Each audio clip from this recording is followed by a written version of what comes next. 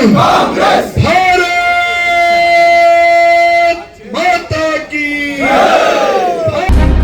ವಾಲ್ಮೀಕಿ ಅಭಿವೃದ್ಧಿ ನಿಗಮದ 187 ಕೋಟಿ ಬೃಹತ್ ಹಣ ದುರುಪಯೋಗ ಹಾಗೂ ಭ್ರಷ್ಟಾಚಾರದ ಗಂಭೀರ ಆರೋಪ ಎದುರಿಸುತ್ತಿರುವ ನಾಗೇಂದ್ರ ಅವರನ್ನು ತಕ್ಷಣವೇ ಸಚಿವ ಸಂಪುಟದಿಂದ ವಜಾಗೊಳಿಸಬೇಕೆಂದು ಆಗ್ರಹಿಸಿ ಶಿವಮೊಗ್ಗ ಜಿಲ್ಲಾ ಬಿಜೆಪಿ ಎಸ್ಟಿ ಮೋರ್ಚಾ ವತಿಯಿಂದ ಹಮ್ಮಿಕೊಳ್ಳಲಾದ ಅನಿರ್ದಿಷ್ಟಾವಧಿ ನಿರಂತರ ಧರಣಿ ಸತ್ಯಾಗ್ರಹ 3ನೇ ದಿನವೂ ಮುಂದುವರಿಯಿತು.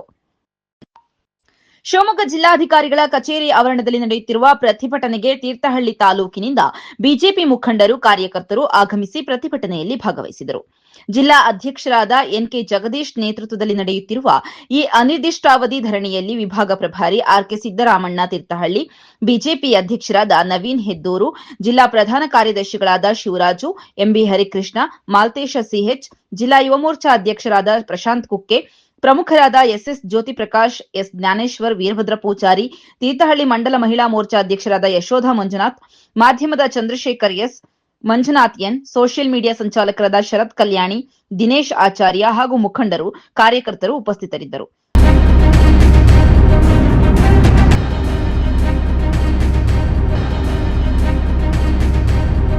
ಪ್ರತಿಭಟನೆಯಲ್ಲಿ ಶಿವಮೊಗ್ಗ ಜಿಲ್ಲಾ ಬಿಜೆಪಿ ಪ್ರಧಾನ ಕಾರ್ಯದರ್ಶಿಗಳಾದ ಎಂಬಿ ಹರಿಕೃಷ್ಣ ಮಾತನಾಡಿದ್ದು, ಒಂದು ಸಣ್ಣ ಬ್ರೇಕ್ನ ನಂತರ ಹರಿಕೃಷ್ಣ ಏನ್ ಹೇಳಿದ್ದಾರೆ ಕೇಳೋಣ ಬನ್ನಿ.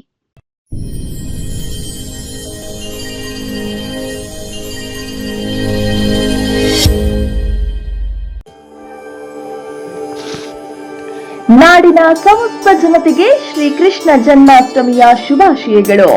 ಸೆಪ್ಟೆಂಬರ್ 4, 2026ರಂದು ಶ್ರೀಕೃಷ್ಣ ಜನ್ಮಾಷ್ಟಮಿ ಪ್ರಯುಕ್ತ ಶಿವಮೊಗ್ಗದ ಇಸ್ಕಾನ್ ವತಿಯಿಂದ ಶ್ರೀಕೃಷ್ಣ ಜನ್ಮಾಷ್ಟಮಿ ಮಹೋತ್ಸವದ ಅಂಗವಾಗಿ ವಿಶೇಷ ಕಾರ್ಯಕ್ರಮಗಳನ್ನು ಆಯೋಜಿಸಲಾಗಿದೆ.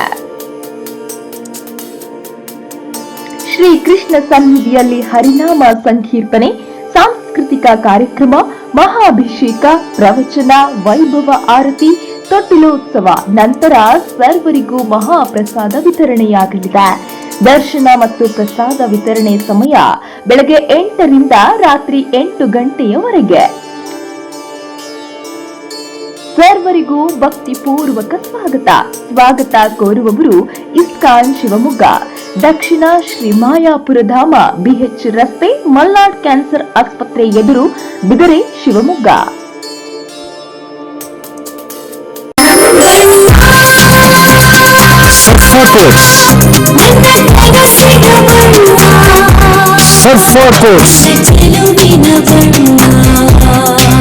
ಸರ್ಫಾ ಕೋಟ್ಸ್ ರವರ ಸುದೀರ್ಘ ಬಾಳಿಕೆಯ ಸುಂದರವೂ ಆದ ಜಲಾಧಾರಿತ ಪರಿಸರ ಸ್ನೇಹಿ ಪೇಂಟ್ಗಳನ್ನೇ ಬಳಸಿ.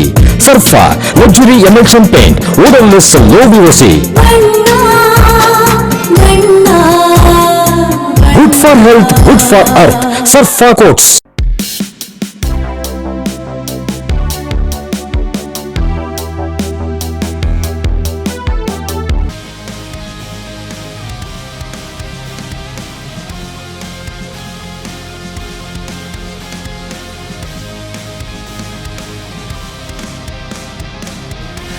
ನಂಜಪ್ಪ ಲೈಫ್ ಕೇರಲ್ಲಿ first time Velys robot use ಮಾಡಿ robotic assistant left side knee replacement start ಮಾಡ್ತಿದ್ದೀವಿ. ಆ system is directly from USA, imported one. ತುಂಬ ಜನ ಕೇಳ್ತಾರೆ ರೋಬೋಟಿಕ್ ರಿಪ್ಲೇಸ್ಮೆಂಟಿಗೂ ಕನ್ವೆನ್ಷನಲ್ ರಿಪ್ಲೇಸ್ಮೆಂಟಿಗೂ ವ್ಯತ್ಯಾಸ ಏನಂತ. ಸೊ ರೋಬೋಟಿಕ್ ರಿಪ್ಲೇಸ್ಮೆಂಟ್ ವ್ಯತ್ಯಾಸ ಏನಂದರೆ ನಿಖರತೆ ಜಾಸ್ತಿ ಇರುತ್ತೆ. ಈ ನಾವು ಕನ್ವೆನ್ಷನಲ್ಲಿ ನಾವು ಮಾಂಸಖಂಡ MCL ಲಿಗಮೆಂಟ್ ಅಂತ ಇರುತ್ತೆ, ಲಿಗಮೆಂಟ್ ರಿಲೀಸ್ ಜಾಸ್ತಿ ಮಾಡ್ತೀವಿ. ಸೊ ಪೇಷಂಟಿಗೆ ಪೋಸ್ಟ್ ಸರ್ಜರಿ ಪೇನ್ ಇರುತ್ತೆ.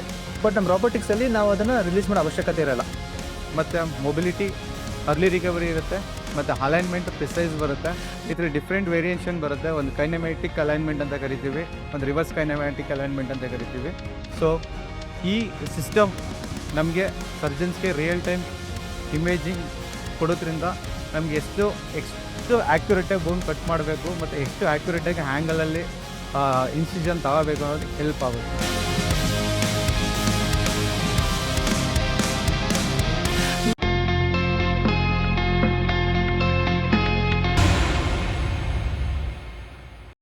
ದಿನದಲ್ಲಿ ಎದುರುಗಡೆಗಳಲ್ಲಿ ಪಾರ್ಟಿನೇ ಇಲ್ಲ, MLA ಬಿಡಿ, ಪಾರ್ಟಿನೇ ಇಲ್ಲ ಅನ್ಬೇಕಾದ್ರೇನು ಭ್ರಷ್ಟಾಚಾರವನ್ನು ಮಾಡಿ ಹಣವನ್ನು ಸಂಗ್ರಹ ಮಾಡಿಟ್ಕೊಂಡು ಚುನಾವಣೆಯನ್ನು ಗೆಲ್ಲುವಂತ ಪ್ರಯತ್ನ ಮಾಡಿದ್ದು ಕಾಂಗ್ರೆಸ್.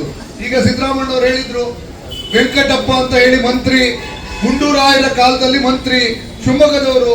ಯಡಿಯೂರಪ್ಪನವರು MLA ಆಗಿರ್ಲಿಲ್ಲ ಅಂತ ಹೇಳಿದ್ರೆ ನಮ್ಮ ಪಾರ್ಟಿಗೆ ಎಷ್ಟು ಶಕ್ತಿ ಇದ್ದಿರ್ಬೋದು? ನಮ್ಮ ಪಾರ್ಟಿನೇ ಇಲ್ಲ ಅಂದ್ರೆ ಇನ್ಯಾವ ಪಾರ್ಟಿ ಇತ್ತು? ಕಾಂಗ್ರೆಸ್ ಒಂದೇ ಇತ್ತು.